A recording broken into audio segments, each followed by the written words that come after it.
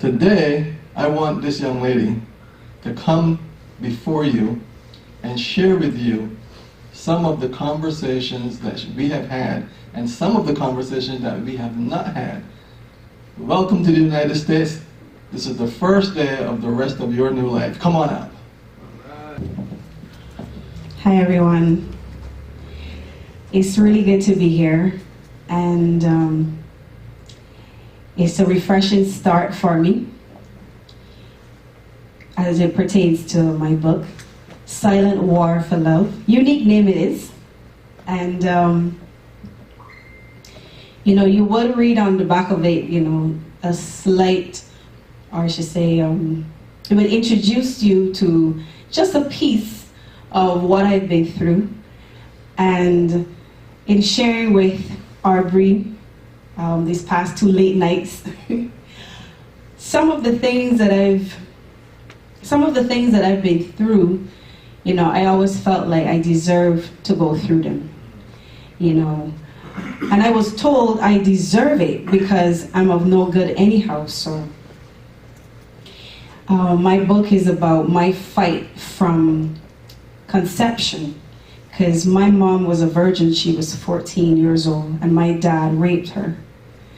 And his mom watched while he did it and was cheering him on. And my mom couldn't go back home because my grandmother, you know, the old sayings in Barbados is that whatever bed you made, you lie in it. So she automatically thought that my mom made that bed, so she had to stay in it. And I was conceived from that experience. My dad used to beat her up, like, really badly, as my mom shared with me. She said, you know, he didn't just slap me, you know, he used to kick me and punch me as if he wanted you to just die in my stomach, but God kept you alive. And when I reached 4 years old, I was a friend of the family introduced himself to me, and he asked me, do you want me to be your dad? I was like, okay, cool, that's fine. And he said, but we have to do daddy and daughter things. And he introduced me to oral sex, performing oral on him. And he would say, you know, don't stop till you get the milk, because the milk is good for your body. We know that's semen. And from 4 till 6, that's what I had to do almost every day. Sundays was a break, and then other things led from there. But his words to me were that this is how people show love to each other, by sexual penetration. This is how you show someone that you love them, by having sex with them. If you didn't give your body to a man or a woman, you didn't love them. And this was embedded in me from a young child. My family, they didn't teach me or talk about what's right or wrong touch. You know, so my life was surrounded with this mindset. And it was hard to shake from it as I got older, because every experience that you would read in my book, it surrounds being abused sexually, emotionally, mentally, verbally. And you know, I raised up in a home where it was, you know, it was really poor. Poor as in we couldn't afford the R because it was a bit too rich for us. So we had to be, you know, we had to remain a little poor. And there were days when the food came for the pigs, and it was like, if you don't eat some of that pig food, you're gonna starve. And that's how I was raised. When the rain fell, it fell. If you didn't try to get to the driest part of the house, you would be soaked. You know, this is part of my life. I've been through homelessness, sleeping on the streets as a woman. I didn't dig through the garbage cans. I had a little bit more pride in that. But, you know, I did beg because I was hungry. I went into prostitution because I felt like, okay, you know, people are just taking my body, so let me just, you know, let this work for me and bring in some income. And, you know, throughout my lifetime, you can say there have been about 14 to 16 persons who've abused me, including being gangbanged. And one thing that stayed short for me was my relationship with God when I was younger. You know, there was this tree in the back of the house, and I used to go there, and I would sit and I would write and I would draw because I love sketching. And I would just write these little stories to God and say, you know, love letters to him, how much I love him, and I just want him to just hold me every day. I don't understand why my body feels the way it feels, why I feel emotional, why I feel angry, and I'm not able to speak about it. And as I got older, after my abusive marriage, going through being paralyzed from the neck down and not being able to walk, because I was a ballet dancer and I used to do track and field, I was a gymnast. So having that stripped from me, it was really emotional, and no one could understand why I got extremely quiet, why I got angry. Not angry at God. I got angry at myself because I felt like it was my fault that I no longer had my ability to walk or to be able to do the things that I love to do. And then I'm having my family members and friends are telling me, you know, you can do better, or laughing at me and pointing at me and saying, oh, you're walking with a limp, oh, you're no good anymore, oh, you're not pretty anymore, you're not sexy anymore, you know, you've lost it. Hearing that every day, apart from being told as a young child growing up that I'm ugly and the dirt is prettier than I am, you know, all these things just overwhelmed me. And I went on antidepressants for a while because I was suicidal a lot. And one day I was singing to God, and I was saying, God, you know, I just need you because I have no one else. You know, everyone just turned it back on me a lot. And I'm always misunderstood, but you understand me. And I need you. I need you to be here for me.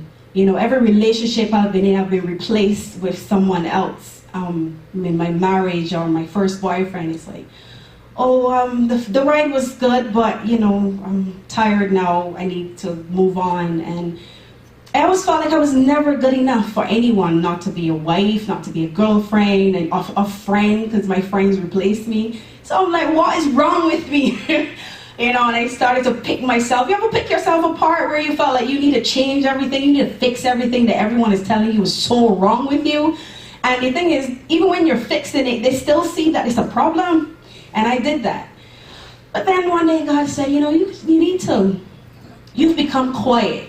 You're no longer singing, you're no longer worshiping, you've become quiet. And I said, what do you mean by become quiet? I'm still talking, I don't understand. He said, you know, abuse takes your voice from you. Every time you're abused or every time someone insults you, it takes away power from you, the ability to be able to speak, the ability to be able to assert yourself and say, you know, I am this person, or I am that, or I'm not this and I am not that. Every time someone verbally insults you or someone physically hit you, you know, you shut in a shell, because then you no longer want to look at yourself. You think that you automatically became ugly. You're no longer presentable or beautiful. And I said, okay, so you've become silent. I said, okay, so how am I going to get back my voice then? He said, the one thing that have given you power throughout the years is writing. You need to write. I said, okay, cool. So then I started to write, and I said, all right, the first part of the book, the first book I should say, was A Silent War. Okay, that was finished. And then the next one was My Fight for Love. And then I sat, you know, I was finished with that one. I said, okay, well, okay, what's next, Lord? And then God said to me, you know, it's one book though, you need to blend them together. And each chapter just blended together. The first chapter in each book was the ending to the next one. And I'm like, this is so cool. This is so amazing. And, you know, this has been a long journey where I felt, you know, discouraged, and that the publishing will never happen because nothing good happens for Alicia. That's all I have always felt, or I've always repeated or regurgitated from what's been told to me. Nothing good happens for me. And I would have my friend encourage me sometimes and tell me, you know, you can do it. You know, it's gonna happen. You might not see it now, but it's gonna happen. And The purpose of my book is to help every abused person gain their voice. First off, you have to see that you've been abused in some way, some form or fashion, and you've lived your life according to that abuse. The way you treat someone else is based on what was done to you. You try not to do bad to people, but then it comes out, and you're wondering why? It's because you haven't dealt with, or you haven't recognized that you've been abused in some way, in some form or some fashion. And my book is about that, is about enlightening you about being abused, the forms of abuse that there is, and how you can get through it, and how you can begin to get back your voice by speaking, talking about it. No one likes to hear gruesome stories. Everyone thinks that you need to be quiet. You need to just say, oh, I've been through that, but don't share details. But it's in the details, when you share them, that you begin to get free. You become free. You know, it's shameful or it's embarrassing, yes, to share your pain. But from the time you begin to share your pain, the shame is lifted. And that's what I've begun to do. That's what I've done. And I'm not sorry about writing this book. I'm very happy about it. I feel very blessed that I've completed it.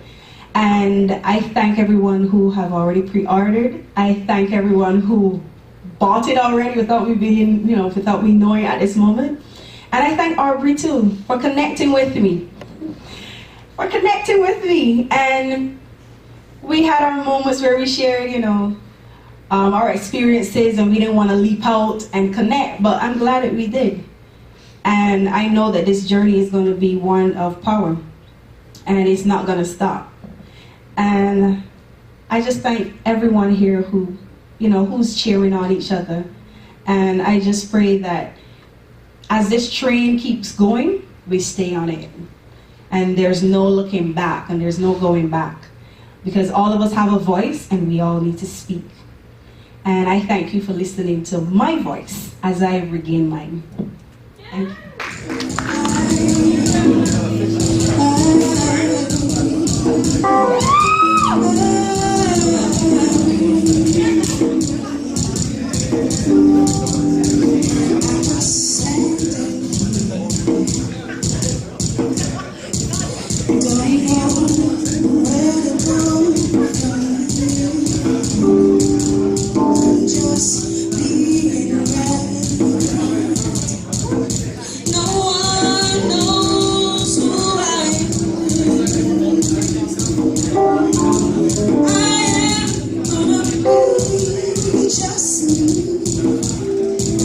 Just me.